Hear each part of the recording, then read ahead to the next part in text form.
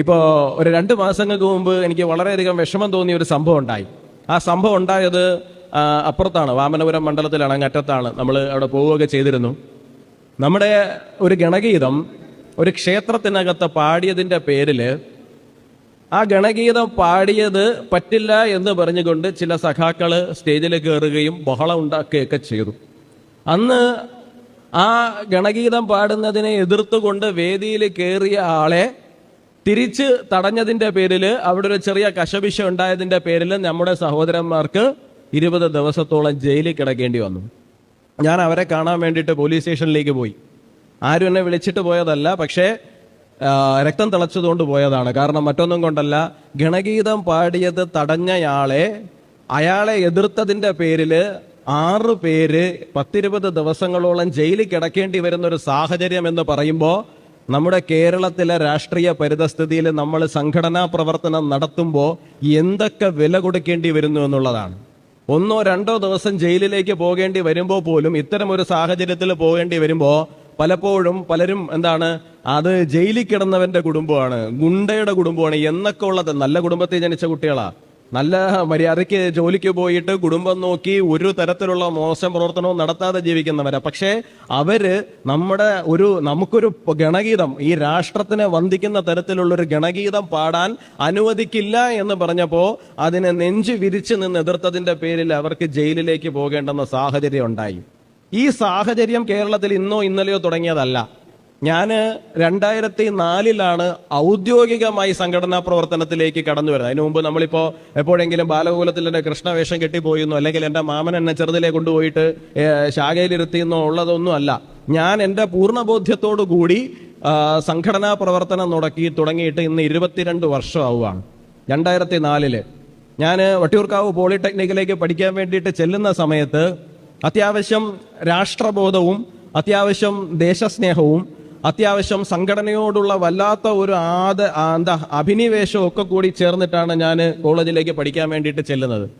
ഞാൻ പോകുന്ന സമയത്ത് ഞാൻ കരുതുന്ന ഒരു കാര്യം എന്ന് പറഞ്ഞു കഴിഞ്ഞാൽ ഈ രാഷ്ട്രീയ പ്രവർത്തനമാണല്ലോ. എല്ലാവരും പറയുന്നുണ്ട്, ഇപ്പൊ SFIക്കാർ എഴുതി വെച്ചിട്ടുണ്ട് സ്വാതന്ത്ര്യം, ജനാധിപത്യം, സോഷ്യലിസം എന്നൊക്കെ ഉള്ള കാര്യം. അവർക്കതിൽ വിശ്വാസം ഇല്ലെങ്കിലും അവരുടെ ആ സാധനങ്ങളിലൊക്കെ അവർക്ക് വിശ്വാസമുണ്ട് എന്നൊരു തെറ്റിദ്ധാരണയോടുകൂടിയാണ് ഞാൻ സംഘടനാ പ്രവർത്തനം ആരംഭിക്കുന്നത്. അങ്ങനെ വലിയൊരു സംഘടനാ പ്രവർത്തന പാരമ്പര്യമോ കാഴ്ചപ്പാടോ ഒന്നും തന്നെ എനിക്കില്ല. അതുകൊണ്ട് തന്നെ എനിക്ക് അതിനെക്കുറിച്ചിട്ട് വലിയ ധാരണയുമില്ല. ഞാൻ അവിടെ ചെല്ലുന്നു. ആദ്യത്തെ ഫസ്റ്റ് ഇയർ തന്നെ കൊണ്ടുപോയിട്ട് നോമിനേഷൻ കൊടുക്കുന്നു. ഞാൻ ഈ നോമിനേഷൻ കൊടുത്തു കഴിഞ്ഞപ്പോൾ കുറേ ആൾക്കാരൊക്കെ എന്നോട് വന്ന് ചോദിച്ചു, ജീവിക്കണമെന്ന് വലിയ ആഗ്രഹമൊന്നുമില്ലല്ലേ? ഞാൻ ചോദിച്ചു, എന്ത് പറ്റി? അല്ല, ABVP-കാരൻ വന്ന് ഫസ്റ്റ് ഇയറിലൊക്കെ നോമിനേഷൻ കൊടുക്കുന്നു, അത്രയ്ക്ക് വലിയ ജീവിക്കാൻ ആഗ്രഹം ഇല്ലാത്തതുകൊണ്ടാണോ? വീട് എവിടെയാ? ഞാൻ പറഞ്ഞു, ഇന്ന പാപ്പനംകോടാണ്.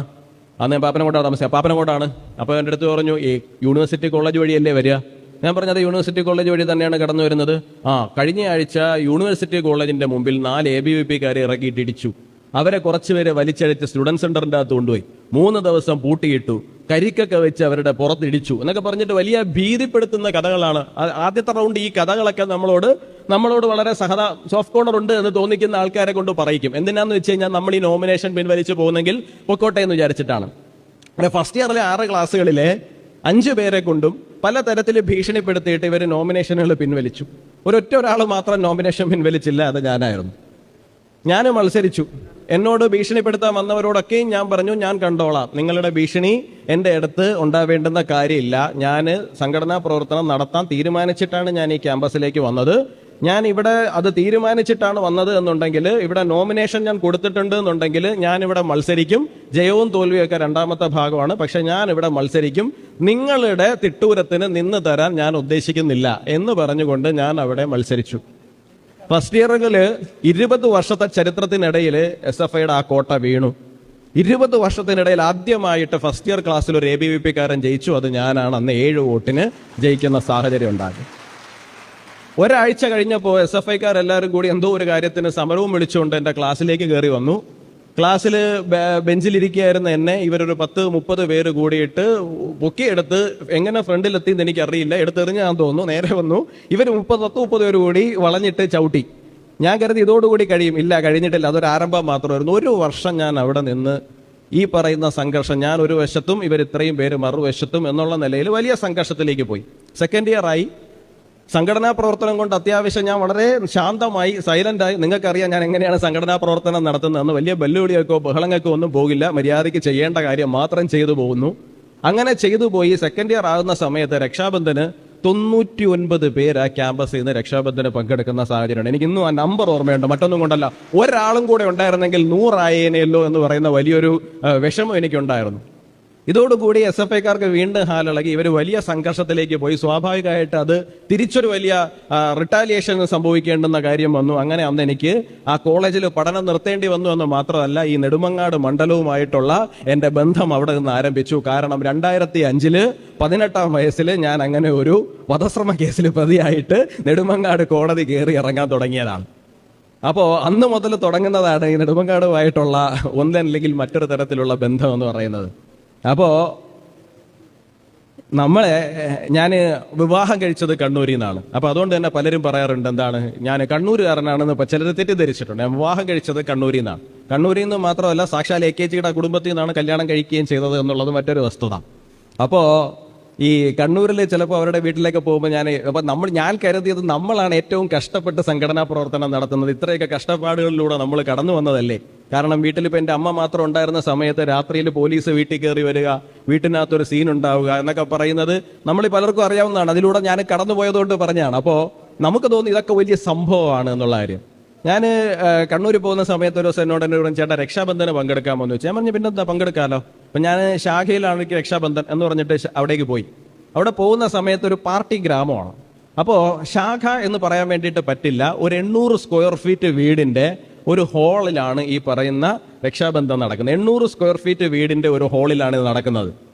എല്ലാവരും കൂടി നിൽക്കുന്നു. പ്രാർത്ഥന ചൊല്ലുന്നത് തന്നെ വളരെ പതുക്കെയാണ്. പുറത്തേക്ക് കേട്ട് കഴിഞ്ഞാൽ പ്രശ്നമാണ്. പാർട്ടി ഗ്രാമമാണ്. സ്വാതന്ത്ര്യവും ജനാധിപത്യവും സോഷ്യലിസവും മുറ്റി നിൽക്കുന്ന ഒരു സ്ഥലമാണ്. അതുകൊണ്ട് തന്നെ അപരന്റെ ശബ്ദം സംഗീതം പോലെ ആസ്വദിക്കുന്നവർക്ക് എതിർ രാഷ്ട്രീയ പ്രസ്ഥാനത്തിന്റെ ശബ്ദം കേൾക്കുന്നത് അലർജിയാണ്. അങ്ങനെ സംഭവിച്ചു കഴിഞ്ഞാൽ വേറെ ഒന്നും ചെയ്യില്ല. പിറ്റേ ദിവസം രാവിലെ വീട്ടിന്റെ കിണറ്റില് ബാർബർ ഷോപ്പിൽ നിന്ന് മുടിവാരി കൊണ്ടിടുക, പൈപ്പ് കട്ട് ചെയ്ത് കളയുക, അടുത്തുള്ള കടകളിൽ നിന്നൊന്നും സാധനം കൊടുക്കാതിരിക്കുക, ഇങ്ങനെയൊക്കെ ഉള്ള ചില പരിപാടികൾ മാത്രമേ ഉള്ളൂ. അതായത് അവിടെ ഈ മനുഷ്യരെന്ന് പറഞ്ഞു കഴിഞ്ഞാൽ വളരെയധികം ടൈം കീപ്പ് ചെയ്താണ് പോകുന്നത്. രാവിലെ 8 മണിക്കൊരു ബസ്, 10 മണിക്കൊരു ബസ്, ഇങ്ങനെ വൈകുന്നേരം 6 മണി വരെ ബസ് സർവീസ് ഉണ്ട്. അത് കഴിഞ്ഞാൽ ഉണ്ടാവില്ല. അപ്പോൾ പ്രാദേശികമായി ജോലി കിട്ടിയില്ലെങ്കിൽ പ്രശ്നമാണ്. അപ്പോൾ ഒരു ടൈല് പണിക്കാരനാണെന്നുണ്ടെങ്കിൽ പണി അന്വേഷിച്ച് ബസ്സിൽ കയറി ഏതെങ്കിലുമൊക്കെ നാട്ടിൽ പോയിട്ട് പിന്നെ ഏതെങ്കിലുമൊക്കെ അർദ്ധരാത്രി തിരിച്ചു വരേണ്ടി വരും. ഇത്തരത്തില് ഉപരോധങ്ങളൊക്കെ ഏർപ്പെടുത്തിക്കൊണ്ടാണ് അവിടെ പ്രവർത്തനം നടന്നത്. അതുകൊണ്ട് തന്നെ ഇങ്ങനെയാണ് അവിടെ രാഷ്ട്രീയ പ്രവർത്തനം നടക്കുന്നത്. അപ്പോൾ അത് കാണുമ്പോൾ മനസ്സിലാകുന്നതെന്ന് പറഞ്ഞു കഴിഞ്ഞാൽ എത്രത്തോളം ബുദ്ധിമുട്ടിയാണ് നമ്മൾ രാഷ്ട്രീയ പ്രവർത്തനവും സംഘടനാ പ്രവർത്തനവും കേരളത്തിൽ നടത്തിക്കൊണ്ടിരിക്കുന്നത് എന്നുള്ളതാണ്.